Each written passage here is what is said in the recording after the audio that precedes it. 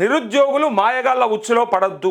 గత సర్కార్ 10 ఏళ్లలో ఉద్యోగాల భర్తీ ఆలోచనే చేయలే రేవంత్ రెడ్డి. ఒక్క గ్రూప్ 1 పోస్ట్ కూడా నింపలే. అరకొర నోటిఫికేషన్లు ఇచ్చి క్వశ్చన్ పేపర్లు జిరాక్స్ సెంటర్లో అమ్ముకున్నారు. మేము 70,000 ఉద్యోగాలు భర్తీ చేస్తే ఆ నోటిఫికేషన్లు తామే ఇచ్చామంటారా అంటూ ఇక్కడ సరే వీళ్ళు ఏమంటున్నారంటే మాయగాళ్ల ఉచ్చులో పడద్దు అంటూ. మరి గతంలో ఎవరు ఏ మాయగాడు వీళ్ళందరినీ కూడా ఉచ్చులో పడేసిండు. మరి మీకు నేను రాగానే 2 లక్షల ఉద్యోగాలు ఒకే సంవత్సరంలో ఏకకాలంలో ఫిల్ చేస్తామని చెప్పిండు. నిరుద్యోగ భృతి ఇస్తా అని చెప్పిండు. దాంతోపాటు ఇంకా ఎన్నో హామీలు ఉన్నాయి. అందులో ఫీ రియంబర్స్మెంట్ కూడా ఉంది. యువ వికాసం కార్డు కూడా ఉన్నది యువ డిక్లరేషన్లో. మరి అది చెయ్యకుండా ఇలా నువ్వు ఎగబెట్టినావు కాబట్టి డెఫినెట్గా అడుగుతారు. ఇంకొకటి సరే కేసీఆర్ ఏం చేయలేడనే విషయాన్ని మీరు చెప్తున్నారు కదా. కేసీఆర్ ఏం చేసిండో చెప్పాలంటే ఒక చాంతాడంత లిస్ట్ ఉన్నది. అయితే ఇక్కడ ఏమవుతుందంటే 100% అందరినీ సంతృప్తి పరచలేరు. అని మీరు ఇవే కాదు ఎవి చేస్తలేరు అనేది ఇప్పుడు భావన. కనీసం ఆ టైంలో రైతులన్నా తృప్తిగా ఉండే, ఆ టైంలో మహిళలన్నా సంతృప్తిగా ఉండే, ఆ టైంలో కొన్ని వర్గాలు సంతోషంగానే బతికినాయి. సరే నిరుద్యోగులు ఎవరైతే ఇలా సరే బయటకు వచ్చి మాట్లాడుతున్నారో వీళ్ళంతా కూడా అప్పుడు విపరీతంగా వ్యతిరేకించిన వాళ్ళు బీఆర్ఎస్ని. అయితే ఆ రంగంలో తప్ప అందులో కూడా వీళ్ళు చెప్పమంటే లెక్క చెప్తారు. మేము ఎన్ని ఇచ్చినాం 153,000 ఉద్యోగాలు ఇచ్చినాం కదా, ఇవ్వలేదని ఎవడు చెప్పాడని లెక్క తీస్తారు, శ్వేతపత్రం తీస్తారు. పేపర్ లీకేజీకి మాకేంది సంబంధం అని చెప్తారు. ఇట్లా వాళ్ళు చెప్పేటి అన్నీ కూడా అప్పటి ఆ ఎక్స్ప్లెనేషన్స్ అన్నీ ఉంటాయి. వాళ్ళంతా వాళ్ళు సమర్థించుకునే ప్రయత్నం చేస్తారు. కాకపోతే ఇక్కడ చెప్పాల్సింది ఏంటంటే ముఖ్యంగా ఏ రంగమైనా మీ హయాంలో బాగుందా, ఏ రంగంలోనన్నా తృప్తిగా ఉన్నారా, ఇది లెక్క కదా. ఇది కదా తీయాల్సింది. కేసీఆర్ హయాంలో ఒక్క రంగం ఏదన్నా ఇబ్బంది పడితే పడి ఉంటే మరి మిగిలిన 99 రంగాలు బ్రహ్మాండంగా నడిచినాయని అన్నప్పుడు మీ దాంట్లో కనీసం 50% కన్నా రీచ్ అయినరా, ఇది లెక్క అడుగుతారు ఇవాళ ప్రజలు. ఇగో ఒక్కొక్క అరకొర నోటిఫికేషన్లు ఇచ్చి క్వశ్చన్ పేపర్లు జిరాక్స్ సెంటర్లో అమ్ముకున్నారు. మేము 70,000 ఉద్యోగాలు భర్తీ చేస్తే ఆ నోటిఫికేషన్లు తామే ఇచ్చామంటారా.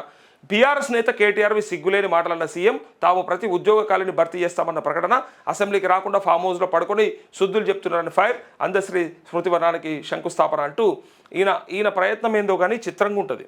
ప్రజలంతా కోరుకున్నది పట్టి ఉండదు, ప్రజలంతా ఎక్స్పెక్ట్ చేస్తున్నది ఆయనకు సంబంధం లేదు. అందుకే ఆయన పేరు సరే హిట్లర్ ఆయనే పెట్టుకుంటూ నీరో అని ప్రజలు పెడుతున్నారు. ఈయనకి ఏంటంటే తనకు నచ్చింది చేయడం ఇష్టం. ఎవ్వరికి అవసరం లేని ఫుట్బాల్ మ్యాచ్ ఆడడానికి ఆయనకి ఇంట్రెస్ట్. మెస్సీని తీసుకొచ్చి మరి ఫుట్బాల్ మ్యాచ్ ఆడిస్తాడు.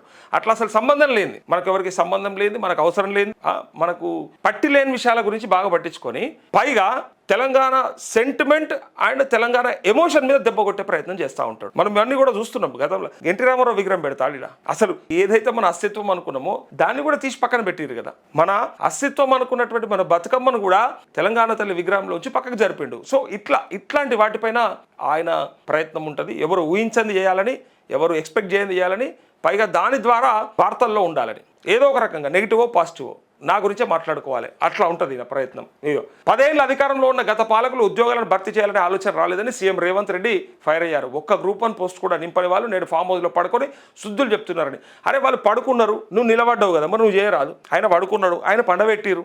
మీరు చెప్పినటువంటి ఈ రాష్ట్రంలో ఉన్న 30 లక్షల మంది నిరుద్యోగులు పండబెట్టిరు కేసీఆర్ని. మరి మీరేం చేస్తున్నారు? మీరు ఇవ్వాలి కదా. మరి ఆయన చేయలేడు, సరే చేయలేడు కాబట్టి ఓడిపోయాడు. చేసిన వాళ్ళు ఏం చేస్తున్నారు, చేస్తా ఉన్న వాళ్ళు ఏం చేస్తున్నారు? హామీలు ఇచ్చిర్రు, వాగ్దానాలు చేసిర్రు, మేనిఫెస్టోలో పెట్టుకున్నారు. మీదికి వెళ్ళి యువ డిక్లరేషన్ అని చెప్పి ప్రియాంక గాంధీని తీసుకొచ్చి అదే సర్వనగర్ స్టేడియంలో రిలీజ్ చేస్తారు. ఏమి వాళ్ళకి ఒక్కటనే చేసిర్రు అంటే ఒక్కటి ముట్టలే ఎట్లున్నాయి అట్లనే ఉన్నాయి. అలా నిరుద్యోగ భృతి నుంచి మొదలు పెడితే 2 లక్షల ఉద్యోగాల దాకా అన్ని పెండింగే ఉన్నాయి. ఏది అందుకోసమే బరాబర్ యాడ సభ పెట్టాలనో అన్నే పెట్టిరాళ్ళు. ఇలా బీఆర్ఎస్ కార్యకర్తల లేకపోతే నిరుద్యోగుల అంత పక్కన పెడితే సభ మాత్రం వండర్ఫుల్. నిజంగా నేను కూడా చూసి ఆశ్చర్యపోయినా. అంటే ఒక ప్రభుత్వం పైన ఉన్నటువంటి అసంతృప్తిని చూపెట్టడానికి బయటకు వచ్చినటువంటి జనమే కొలమానం, ఇంకంతకు మించి ఇంకోటి లేదు. ఇక అందుకే అంటా ఉన్నా, వీళ్ళు ఎట్లా మొబిలైజ్ చేసిర్రు ఏం చేసిర్రు తెలియదు కానీ నిజంగా ఆ సభ చూస్తే రేవంత్ రెడ్డికి నిద్ర పట్టదు. అందుకే మళ్ళీ ఏం చేసిండు, మొత్తం కేసీఆర్ మీద ఇక ఫామ్ హౌస్లో అన్నాడు. ఫామ్ హౌస్లో అంటే నాకు అర్థం కాలే. మరి ఏడవండమంటూ ఆయనకు ఉన్న ఇల్లు అది పన్నది అక్కడే, దాంట్లో తప్పేమున్నది? బయటకు వచ్చి అడిగితే నువ్వేమన్నా ఇచ్చినట్టువా? పోనీ కేసీఆర్ వచ్చి అడిగితే ఇస్తా అని ఏమన్నా నువ్వు పెట్టుకున్నావా? అట్లనే పెట్టుకున్నావా? ఎవరు అడిగినా అయ్యా, ఈ రాష్ట్రంలో నిరుద్యోగులు అడిగినా అయ్యా, ఎవరు అడిగినా అయ్యా, ప్రజలు అడిగినా అయ్యా, జర్నలిస్టులు అడిగినా అయ్యాం అని చెప్పి అనుకుంటే కేసీఆర్ వచ్చి అడగాలనుకుంటే మరి వీళ్ళంతా పోయి కేసీఆర్ని అడుగుతారు. మరి నువ్వు వస్తేనే ఆయన ఇస్తా అంటున్నాడు, జర లేచేస్తావా అని పోయి ఆయన దగ్గర కూర్చుంటారు. అదని చెప్పాలి. ఒక గ్రూప్ 1 పోస్ట్ కూడా నింపని వాళ్ళు నేను ఫామ్ హౌస్లో పడుకొని శుద్ధులు చెప్తున్నారు. అలాంటి మాయగాల ఉచ్చులో పడొద్దని నిరుద్యోగులకు సూచించారు. మేము అధికారంలోకి వచ్చాక 70,000 ఉద్యోగాలు భర్తీ చేశాం, కానీ ఆ నోటిఫికేషన్లు తామే ఇచ్చామంటూ బీఆర్ఎస్ నేత కేటీఆర్ నిస్సిగ్గుగా మాట్లాడుతున్నాడు. అంటే మరి కాదని ప్రూవ్ చేయొచ్చు కదా. ఒక్కొక్క ఎగ్జామ్ ఒక్కొక్క నోటిఫికేషన్ మీరు వచ్చిన తర్వాత డిసెంబర్ 9, 2023 తర్వాత వచ్చినట్టయితే నోటిఫికేషన్ ఆ లెక్క మీరు ఒక్కసారి పత్రికలకు ఇస్తే మాలాంటి ఇస్తే జర్నలిస్టులు చూపిస్తారు కదా ఇన్ని అంతకుముందు ఇచ్చినవి ఉంటే మేమే లెక్క చెప్తాం కదా అది ఎప్పుడు వచ్చింది ఇది ఎప్పుడు వచ్చిందని ఎవరి వల్ల వచ్చింది మీరెంతా కూడా ఏం చేస్తున్నారంటే ఇవ్వాలనే ఉద్దేశం కంటే ఎక్కువ క్రెడిట్ కొట్టేయాలనే ఉద్దేశంలో ఉన్నారు. వీళ్ళకు ఉద్యోగాలు ఇవ్వాలన్న ఆలోచన కాదు, క్రెడిట్ కొట్టేయాలన్న ఆలోచన.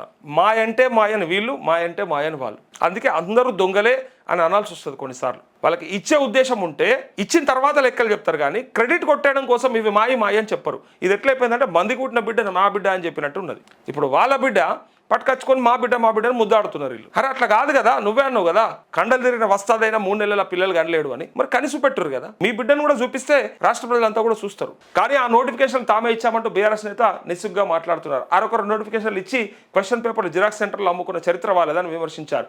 శనివారం గట్కేసర్లో దివంగత కవి రచయిత అందశ్రీ స్మృతివనానికి సీఎం రేవంత్ రెడ్డి శంకుస్థాపన చేశారు.